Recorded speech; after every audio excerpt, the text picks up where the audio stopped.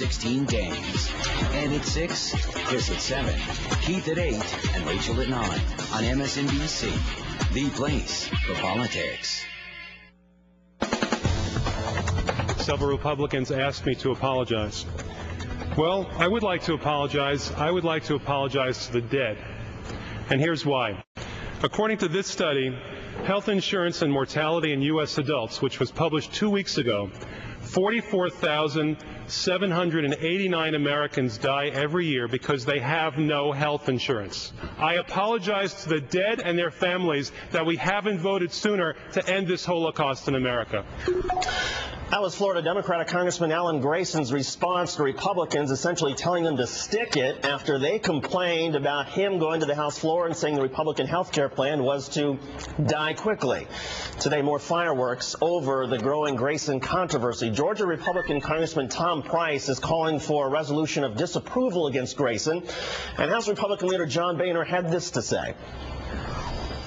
I think it's time for Democrat leaders and the Speaker of the House herself to rein in some of the rhetoric that she decried just several weeks ago. And if he's not going to apologize to the American people and to Republicans, as he should, really that's the Democrat leadership's responsibility to have a conversation with their own member. Joining us now to talk about all this, Florida Democratic Congressman Alan Grayson. He is with us from Orlando. And Congressman, first of all, your reaction to the Republicans who want some sort of admonishment or formal censure of what you said. It's just another Republican hissy fit. Can't they talk about the issues? America so badly needs health care reform. Do they have to make the issue about me? It's been 72 hours since I gave that speech, and so far we've heard nothing from the Republicans explaining what they plan to do to keep Americans alive. There was a Republican in Florida who was on our air yesterday who complained not specifically about the statistics you cited, but about your use of the word Holocaust. Watch. Here's Adam Hasner.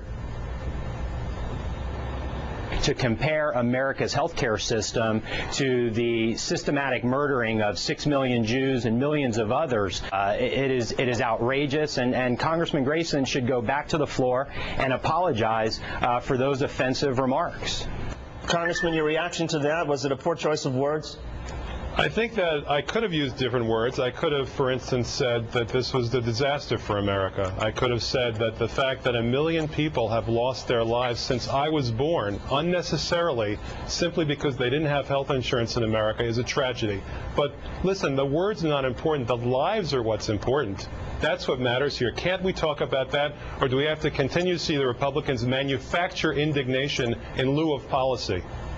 The Republicans still don't have any sort of a comprehensive health care plan. It doesn't appear that they're going to introduce one. What's your reaction to that? And then I've got a policy question for you on the other side of that answer. I think at this point we see the emperor has no clothes. It's been 72 hours since I said what I said. They've got nothing.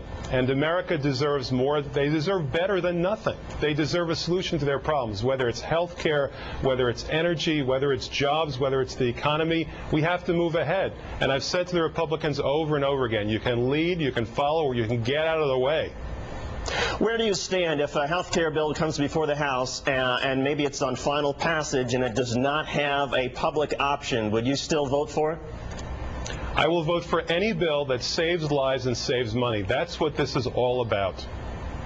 Finally, Congressman, I want to get your reaction to another issue Republicans have been weighing in on today, and that's the big news with the Olympics. We hear a number of Republicans almost celebrating the fact that the International Olympic Committee decided not to give it to Chicago and celebrating that the president was humiliated, according to Republicans. You would describe Republicans the other night as Neanderthals. Does that also apply to your view of how they're handling this story?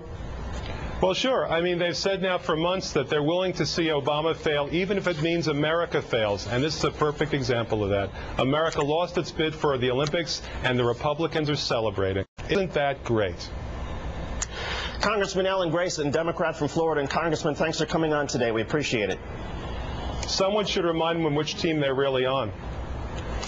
I have a feeling that they've heard that pretty loudly and clearly from you today, Congressman. Thanks for coming on today. You. And Alex, you know, it's always good having a guest who speaks his mind, and I think is also speaking for a lot of people today. Yeah, did you expect anything less, though, considering the track record of the last 72 hours? No, but, you know, he makes a point.